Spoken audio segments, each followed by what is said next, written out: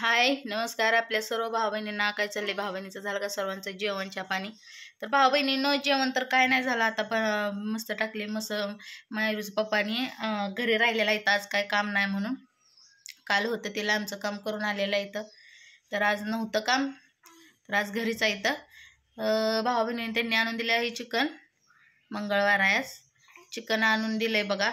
तर मी टाकली भाजी, भाकरी बनवायची आहे. त्या बाळ उठले म्हणून त्याला झोका देते बघा, त्याला झोळीत टाकलेलं आहे. तर एका ताईची कमेंट आली होती की बाळ उलट्या करतंय कशामुळं. तर भाऊ बहिणीनं उलट्या करतंय म्हणजे काय, ताईची कमेंट आली की बाहेरचं खाते म्हणून उलट्या करतंय. तसं नाही भाऊ बहिणीनं, वडापाव खाल्ला म्हणूनच त्याला उलटी नाही आली. त्याचा विषय काय आहे की आताच नाही ती उलट्या करत, ती बऱ्याच दिवस झालं जन्मल्यापासून उलट्या करते बाळ. मी डॉक्टरांना पण विचारलं, पण डॉक्टर म्हणलं लहान आहे, पोटातली घाणी काढतं बाळ, उलट्या करतातच लेकरं. तर उलट्या काढतं भावा बहिणीनं लहान. मी तर म्हणायची दवाखान्यात हिवाळ वासानीच करते, म्हणजे ती दवाखान्यातली वासाने उलट्या करते. नंतर माझ्या माहेराला गेली, तिथं बी उलट्या करत होतं. तर म्हणलं अंगावर दूध म्हणजे सांडायचं ना, त्यामुळे म्हणलं त्यामुळेच करतंय दूध उलट्या. पण भावा बहिणीनं ती काहीच नाही, उलट्या करतंय ती लहानपणापासूनच. ते वडापाव खाल्लं किंवा बाहेर खाल्ल्यानं, बाहेर ते दिवशीच खाल्ला तेवढा वडापाव, बाकी नाही. ती बी एकच वडापाव खाल्ला भावा बहिणीनं, तेवढंच, बाकी नाही काय खाल्लेलं मी बाहेरचं, खात पण नाही. ती घरातलंच पाणी मी खात असते. तर त्या ताईला एवढं सांगायचं मी बाहेरचं नाही खात, तेवढाच वडापाव खाल्ला होता आणि उलट्या आधीपासूनच करते. तर त्यासाठी दवाखान्यात बी नेलं होतं. दवाखान्यात उलट्याचे, खोकल्याची, पोटाचं, परत तुम्हाला सांगते सर्दी तापाचं घेतलं बघा. जवळ मांडीवर उलट्या तिथंच करायला लागल्या, वॅक वॅक, झोपीतनंच उठून. बघितलं का कसं करतंय बाळ? असंच करतंय या वेड्यासारखं, हसतंय मांडी घेतलं की कसं हसतंय बघा. बाळू बालू आता येतंय दादूला नाही.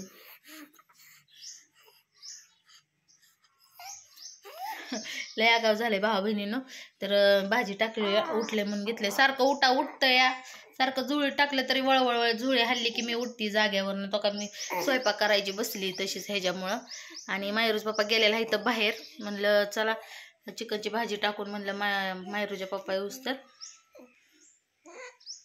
जेवायला आलं म्हणजे परत मागत्याला जेवाय म्हणून भावा बहिणीनं हळू. आणि कालची भावा बहिणीनं भाऊजीनं व्हिडिओ काढला होता की भाऊ बोलतो या. तर भावा बहिणीनं काय माहित आहे का, काय त्या दोघांचं होतं आणि काय नाही. आपण तर त्यांच्यामध्ये बोलत पण नाही काय नाही. आणि तुम्हाला सांगते आपलं काम असतंय, माझं कर्तव्य आहे ते मी पार पाडत असते. खावा पिवा जेवा ही म्हणत असती, मग त्यांची मर्जी, खायचं नाही भरजी. भाऊ बोलला म्हणून त्यांना नाही जेवायचं दिराला घरात, तर भाऊ बहिणी त्यांचा प्रश्न आहे. पण माझं कर्तव्य मी पार पाडत असते, कारण की मला माहिती आहे मी त्या घरची सून आहे. मी त्यांना जेवाय खावाय विचारलं पाहिजे, दिलं पाहिजे. पण खायचं का नाही त्यांचा प्रश्न आहे. म्हणून भावा बहिणीनं मी काय जास्त ह्यामध्ये बोलू शकत नाही, कारण की काल त्यांनी व्हिडिओ काढला होता की भाऊ असा म्हणतो. मग का म्हणतो, कशामुळे म्हणतो हे काय आपल्याला माहिती नाही.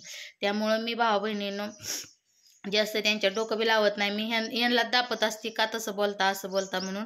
तर भावा बहिणीनं काही माहेरीचं पप्पा सटकतात एकदमच, तुम्हाला काय म्हणून सांगायचं, लय येड्यावणी करतात. त्या दिवशी तर बघितलं व्हिडिओमध्ये कसं बोलत होतं, काय बोलत होतं टाकून आल्यावर. मग आता भावा बहिणीनं त्यांना मी दापत असते. मग त्यांना किती जरी बोलू नका म्हणलं वाईट वाटतंय, वाईट वाटतंय एकमेकाला, तर ते त्यांचं काय ते बोलणं सोडत नाही. तर मग त्यांना म्हणलं तुम्ही कुणाला बोलायचंच नाही, म्हणलं तुम्हाला नीट नाही ना कोणाबरोबर बोलताय, तर म्हणलं बोलूच नका, बोलून मन कोणाची दुखवूच नका म्हणलं. त्यांच्या शब्दाने भावा बहिणीनं एक काळजा एवढा घाव लागतो का ना, लय आत्याला माहिती आहे बघा, कारण की ती बोलते तर तसं. तर भावा बहिणीनं ह्यांच्यामध्ये काय आपल्याला काय जास्त बोलायचं नाही. भावा बहिणींचं भांडण चालू आहे, ते पण आपल्याला त्यात बोलायचं ना काय. तर मला एवढंच एक म्हणायचं आहे की किती बी काय झालं, किती पण भावा बहिणीचं ह्या वादविवाद, किती बी रक्तातोडी जरी भांडणं झाली ना भावा बहिणीनं, तरी मी ह्या दोन्ही नंदांना विसरणार नाही. आणि किती जरी माझ्याकडनं मी रागाच्या भरात बोलले असेल, तर त्यांची मी माफी बी मागितलेलं आहे. त्यांनी मला मोठ्या मनाने माफ केलेला आहे भावा बहिणीनं. तर एवढाच विषय आहे की भावा बहिणीनं मी त्यांना कधी विसरणार नाही. चूक झाली तर मी लहान आहे, माझी पदरात घ्यावी. आणि राहिला विषय भावांचा, तर भावा बहिणीनं यांचं लहान धाकटं यांच्या मागचा येतं, तर भावांना बी समजून घ्यावं बहिणींनी, मला पण असं वाटतंय. मला पण कळतंय की भावा बहिणींनो आता ह्यांची लेकरं बाळा एवढी पण लहान नाही ती की त्यांना एवढं समजून सांगावं. पण भावा बहिणींनो कसं आहे माहिती आहे का, ह्यांना आता कुठल्या अँगलनं शिकवावं आणि सांगावं हे बहिणीच्या भावांना सांगण्याचा अर्थच नाही. कारण की कसं आहे माहिती आहे का, जी ती ज्याच्या त्याच्या पद्धतीचं भावा बहिणीनं झालेलं आहे. या घरात कोण कोणाच्या ऐकण्याच्या मनस्थितीत नाही. तर मला एवढंच सांगायचं आहे या व्हिडिओमधनं की किती बी काय झालं तर ह्या दोन्ही नंदांना मी विसरणार नाही. मी त्यांच्या दारात जाणार. हे भाऊ जरी नाही गेला तरी जाणार. राहिला विषय लग्नाचा तर लग्नाला मी मामी म्हणून तर 100% येणार. मामा घरी बसला तरी चालेल. मी एकटीच मामी म्हणून उभा राहते. भावा बहिणीनं काय करायचं मग. आता ही तुम्हाला सांगते ह्यांची तोंड फुगलेली आहे ती. ह्यांची फुगलेली कुठं वसरावी नाही, वसरायला न्यावी ती. ही फुगलेली फुगू द्या तशीच. आणखी बटरावणी फुगू द्या. आपल्याला काही घेणं देणं नाही. पण मला वाटतं की दोन्ही बहिणीनं माझ्यावर रागाला जाऊ नये. कारण की मायरू तर तुम्हाला माहिती आहे. मायरू तर तुम्हाला सांगते मायरूला तर योग्यताचा इतका जीव लागलेला आहे. ती मायरू आपली ती इथं राहतच नाही. त्यांच्यापाशीच तिकडेच जात असते. तिथंच राहत असते. आणि मला पण वाटतं की ह्या वरकोट्यात काय सुद्धा नाही भावा बहिणींनो. तिकडं राहिलेलीच बरं आहे. कारण की इथं शाळा पण भरपूर आहे. पण इथं पहिलीला जाऊस तर तोपर्यंत तिकडं राहिली तर बाहेरी बरंच आहे. कारण की कसं आहे माहिती आहे का भावा बहिणींनो, लहान आहे मायरू, बाळ लहान आहे. बाळ लहान असल्यामुळं मग आता मी तिला शाळेलाही घालवत होती. पण पोरगी इथं शाळेला जात नाही. मग त्यांच्या दबावाखाली ना शाळेला तरी जाते तिथं.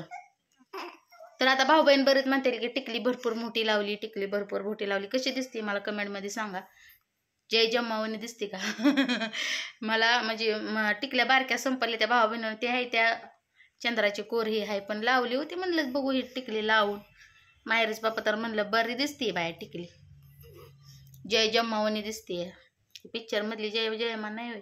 एवढीच मोठा टिळा असतो ते भूताचा पिक्चर मध्ये. तसंच झाली टिकली एवढी मोठी लावली मी. बघा भावा बहिणीनं कसं शिकतंय. ह्याला औषध पाजती तरी शिकतंय. आणि ती कसला रोग आलाय त्यानं तर लय घाबरले होते भावा बहिणीनं. कुठला आलाय HMPV ते रोगाचं नाव आहे. तर भावा बहिणीनं बाहेर जाताना कोरोनासारखं आपलं मास्क वापरा. कोण खोकतं हे नसल्या दिवसामुळं थंडी गारट्यानं खोकणं सर्दी ताप तर असतंयच भावा बहिणीनं माहिती आहे का. मायरू आपली आजारी पडली होती. योग्यताने नेली लवकर दवाखान्यात म्हणून बरं झालं. नाहीतर काय जास्त दुखणं वाढतंय. तर आता केली मस्त चिकनची भाजी. कोणाकोणाला खायचंय या. बाळ तर मांडीवरनं लोड काय बघतंय. बाळा काय होतंय तुला? मांडीवरनं खाली पडतंय.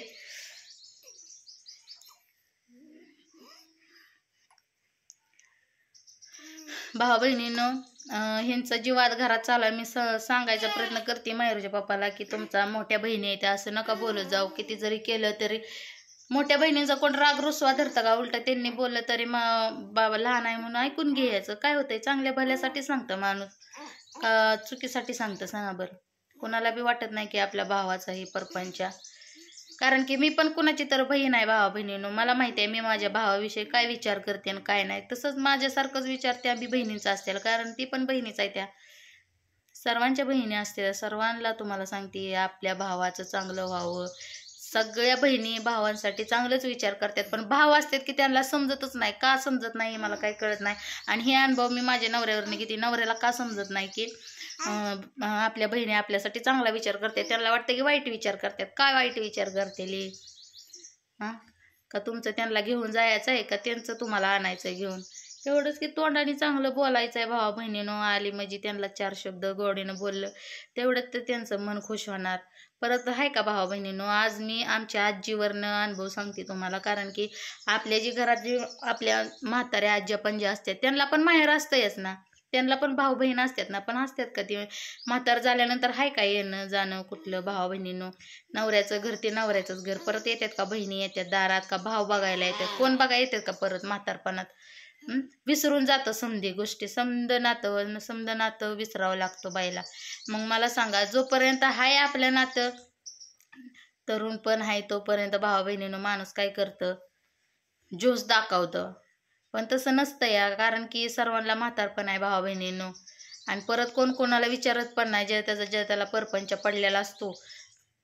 परत बहिणी कुठं आहे त्या भाऊ कुठं आहेत बाया रक्षाबंधन आमकन तमकं परत तर पुढं विसरून जातं समजा.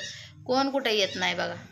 म्हणून मी म्हणते, कारण आपल्या आजीवरनंच मी सांगते की आमच्या आजीला माहेर आहे पण तिला भाऊ नाही. पण भाऊ बहिणीनं भाऊ चुलत भावी असतील का, पण कोणीही सुद्धा येत नाही. मग सांगा बरं, असल्यानंतर माणूस येते का नाही, नसल्यावर कोण येते का, नाही येत. मग हाय तर आपले भाऊ बहीण आहे ते तर ह्यांना नीट राहायचं कळना भाऊ बहिणींनो. भाऊ म्हणाय ना, भावाला बहिणी म्हणाय ना, बहिणीला भाऊ.